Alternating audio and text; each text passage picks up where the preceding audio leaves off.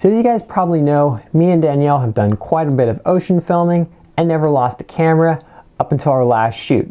So this week, I'm going to be discussing some of the issues where I think things went wrong, ways to rectify it, and how to go about not losing your equipment in the ocean.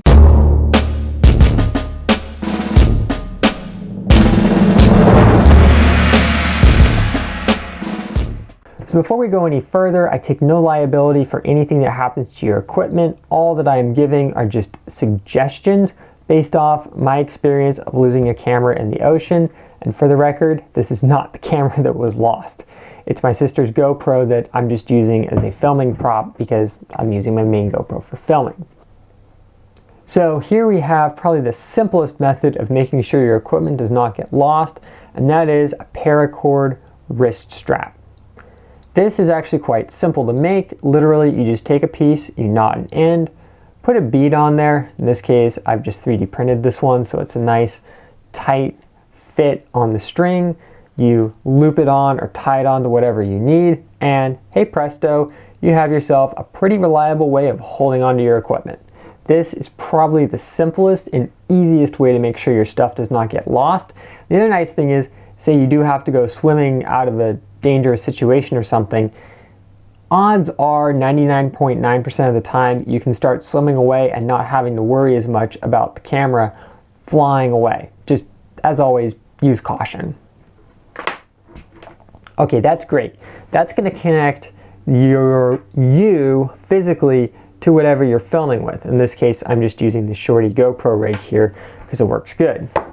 Now, here's what I think went wrong in the ocean filming was I was using the $60 camera snap mount. It's a decently tight fit inside the slot, but the problem is, and I also noticed this with the GoPro one as well, it actually does not take much force to push the camera out if the conditions are right. So what I'm pretty sure happened was when I was filming camera first in the waves is a strong wave probably came by, was probably pulling me back, and then where the camera was pulling it forwards, and that probably caused just enough jerk, or for all I know, my thumbs bumped up against the camera and gave it a nudge.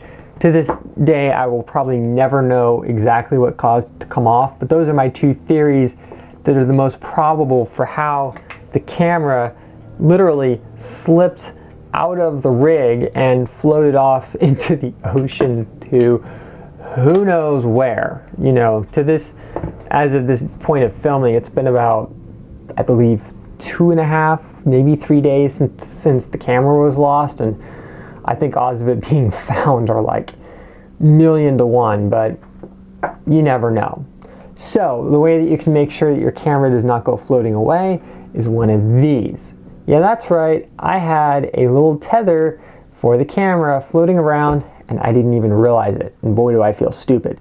This actually came with the $60 camera because the people who built it probably have had this happen to them as well. It's literally just a piece of like 16-inch aircraft wire with 2 loops on the end, and the concept is very simple. One end is connected to the camera through the knob, the other end is attached to whatever you want to use. Now on the handle, conveniently we have the hole in the top, so if you want to stick a light, a monitor, things like that, you can do so. But I also decided to add, and it's not on this one, but I've added it to the files that you can purchase on Pinshape, 2 hex openings for an 832 nut, so then you can screw an 832 bolt through the top if you decide to mount your camera down using that and a tether, or on the original we have the 1/4 countersunk hole in the top. I was just trying to keep everything as low profile as possible.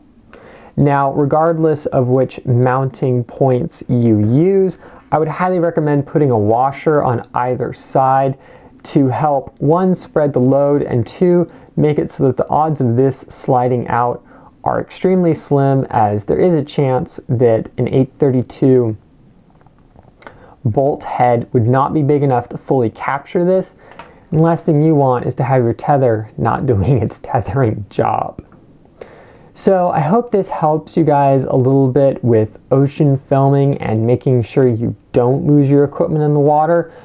Obviously, as always, please use common sense. Please be safe when filming in the ocean. And remember that at the end of the day, you're worth more than your camera equipment. So if something happens to it and it's just not safe to retrieve it, you kind of got to chalk it up to that's being life in the ocean, you know.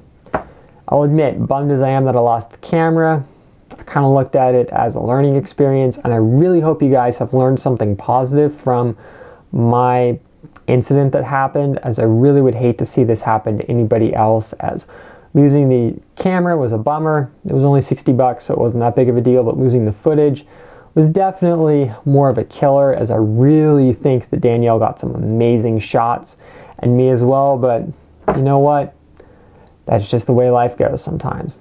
So I'll see you guys here next time on Make It with Calvin, where we won't be hopefully doing very many disaster analysis for how I lost cameras, and I'll see you guys later.